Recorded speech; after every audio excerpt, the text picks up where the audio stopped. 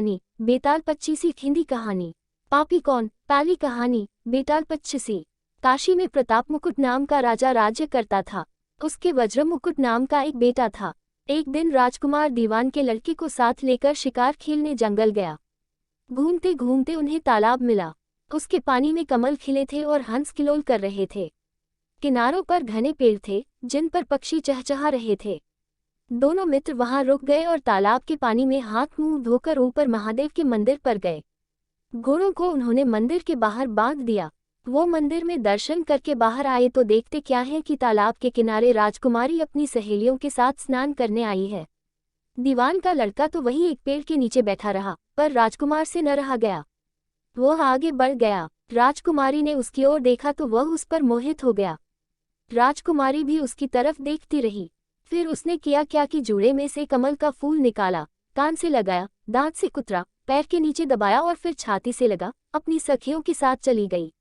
उसके जाने पर राजकुमार निराश हो अपने मित्र के पास आया और सब हाल सुनाकर बोला, मैं इस राजकुमारी के बिना नहीं रह सकता, पर मुझे न तो उसका नाम मालूम है न ठिकाना, वह कैसे मिलेगी। दीवान के लड़के ने कहा, राजकुमार आप इतना घबराए नहीं, वह सब कुछ बता गई है। राजकुमार ने पूछा, कैसे। वह बोला, उसने कमल का फूल सिर से उतार कर कानों से लगाया तो उसने बताया कि मैं कर्नाटक की रहने वाली हूँ। दांत से कुतरा तो उसका मतलब था कि मैं दंतबाट राजा की बेटी हूँ। पाँव से दबाने का अर्थ था कि मेरा नाम पद्मावती है और छाती से लगाकर उसने बताया कि तुम मेरे दिल में बस गए हो। इतना सुनना था कि राजकुमार खुशी से फूल उठा। बोला, अब मुझे कर्नाटक देश में ले चलो। दोनों मित्र वहां से चल दिए। घूमते फिरते सैर करते दोनों कई दिन बाद वहां पहुंचे। राजा के महल के पास गए तो एक बुढ़िया अपने द्वार पर बैठी चरखा काटती मिली। उसके पास जाकर दोनों घोड़ों से उतर पड़े और बोले, माए, हम सौदागर हैं, हमारा सामान पीछे आ रहा है, हमें रहने को थोड़ी जगह दे दो। उनकी शक्ल सूरत देखकर और बात सुनकर बुढ़िया के मन में ममता उमड़ आई। बोली, बेटा तुम्हारा घर है, जब तक जी में आए रहो। दोनों वहीं ठहर गए। दीवान के बेटे ने उससे पूछा, माई तुम क्या करती हो, तुम्हारे घर में कौन कौन है, तुम्हारी गुजर कैसे होती है। बुढ़िया ने जवाब दिया, बेटा मेरा एक बेटा है जो राजा की चाकरी में है।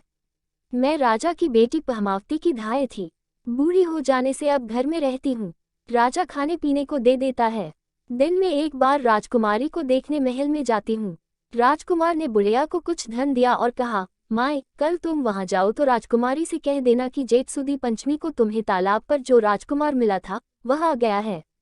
अगले दिन जब बुढ़िया राजमहल गई तो उसने राजकुमार का संदेशा उसे दे दिया। सुनते ही राजकुमारी ने गुस्सा होकर हाथों में चंदन लगाकर उसके गाल पर तमाचा मारा और कहा, मेरे घर से निकल जा। बुढ़िया ने घर आकर सब हाल राजकुमार को कह सुनाया। राजकुमार हक्का बक्का रह गया। तब उसके मित्र ने कहा, राजकुमार आप घबराए नहीं, उसकी बातों को समझें। उसने 100 उंगलियां सफेद चंदन में मारी, इससे उसका मतलब यह है कि अभी 10 रोज चांदनी के हैं। उनके बीतने पर मैं अंधेरी रात में मिलूंगी। 10 दिन के बाद बुढ़िया ने फिर राजकुमारी को खबर दी तो इस बार उसने केसर के रंग में 3 उंगलियां डुबोकर उसके मुंह पर मारी और कहा, भाग यहाँ से। बुढ़िया ने आकर सारी बात सुना दी। राजकुमार शोक से व्याकुल हो गया। दीवान के लड़के ने समझाया, इसमें हैरान होने की क्या बात है। उसने कहा है कि मुझे मासिक धर्म हो रहा है, 3 दिन और ठहरो। 3 दिन बीतने पर बुढ़िया फिर वहां पहुंची। इस बार राजकुमारी ने उसे फटकार कर पश्चिम की खिड़की से बाहर निकाल दिया। उसने आकर राजकुमार को बता दिया। सुनकर दीवान का लड़का बोला, मित्र उसने आज रात को तुम्हें उस खिड़की की राह बुलाया है। मारे खुशी के राजकुमार उछल पड़ा। समय आने पर उसने बुढ़िया की पोशाक पहनी, इत्र लगाया, हथियार बांधे। दोपहर रात बीतने पर वह महल में जा पहुंचा और खिड़की में से होकर अंदर पहुंच गया। राजकुमारी वहां तैयार खड़ी थी। वह उसे भीतर ले गई। अंदर के हाल देखकर राजकुमार की आंखें खुल गईं। एक से एक बढ़कर चीजें थीं। रात भर राजकुमार राजकुमारी के साथ रहा। जैसे ही दिन निकलने को आया कि राजकुमारी ने राजकुमार को छिपा दिया और रात होने पर फिर बाहर निकाल लिया। इस तरह कई दिन बीत गए। अचानक एक दिन राजकुमार को अपने मित्र की याद आई। उसे चिंता हुई कि पता नहीं उसका क्या हुआ होगा। उदास देखकर राजकुमारी ने कारण पूछा तो उसने बता दिया। बोला, वह मेरा बड़ा प्यारा दोस्त है, बड़ा चतुर है, उसकी होशियारी ही से तो तुम मुझे मिल पाए हो। राजकुमारी ने कहा, मैं उसके लिए बढ़िया बढ़िया भोजन बनवाती हूँ, तुम उसे खिलाकर तसल्ली देकर लौट आना। खाना साथ में लेकर राजकुमार अपने मित्र के पास पहुंचा। वे महीने भर से मिले नहीं थे। राजकुमार ने मिलने पर सारा हाल सुनाकर कहा कि राजकुमारी को मैंने तुम्हारी चतुराई की सारी बातें बता दी हैं, तभी तो उसने ये भोजन बनाकर भेजा है। दीवान का लड़का सोच में पड़ गया। उसने कहा, ये तुमने अच्छा नहीं किया। राजकुमारी समझ गई कि जब तक मैं हूँ वह तुम्हें अपने बस में नहीं रख सकती, इसलिए उसने इस खाने में जहर मिलाकर भेजा है। ये कहकर दीवान के लड़के ने थाली में से एक लड्डू उठाकर कुत्ते के आगे डाल दिया। खाते ही कुत्ता मर गया। राजकुमार को बड़ा बुरा लगा। उसने कहा, ऐसी स्त्री से भगवान बचाए, मैं अब उसके पास नहीं जाऊंगा।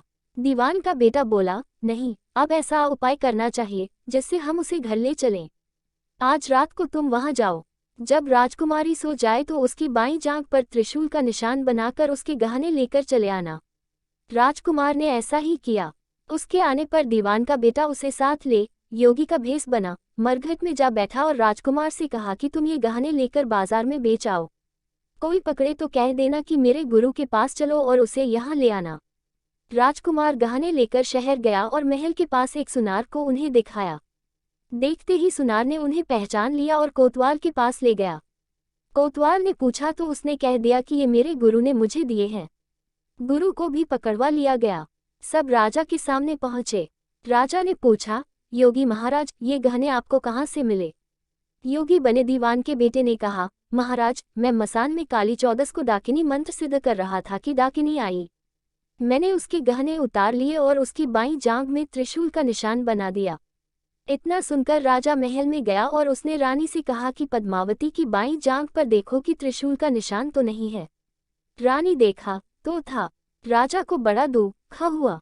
बाहर आकर वह योगी को एक ओर ले जाकर बोला, महाराज, धर्मशास्त्र में खोटी स्त्रियों के लिए क्या दंड है?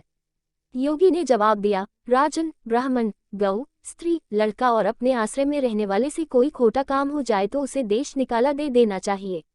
ये सुनकर राजा ने पद्मावती को डोली में बिठाकर जंगल में छुड़वा दिया। राजकुमार और दीवान का बेटा तो ताक में बैठे ही थे। राजकुमारी को अकेली पाकर साथ ले अपने नगर में लौट आए और आनंद से रहने लगे। इतनी बात सुनाकर बेताल बोला, राजन, ये बताओ कि पाप किसको लगा है? राजा ने कहा, पाप तो राजा को लगा। दीवान के बेटे ने अपने स्वामी का काम किया। कोतवाल ने राजा को कहना माना और राजकुमार ने अपना मनोरथ सिद्ध किया। राजा ने पाप किया जो बिना विचारे उसे देश निकाला दे दिया। राजा का इतना कहना था कि बेताल फिर उसी पेड़ पर जा लगता। राजा वापस गया और बेताल को लेकर चल दिया। बेताल बोला, राजन, सुनो, एक कहानी और सुनाता हूँ।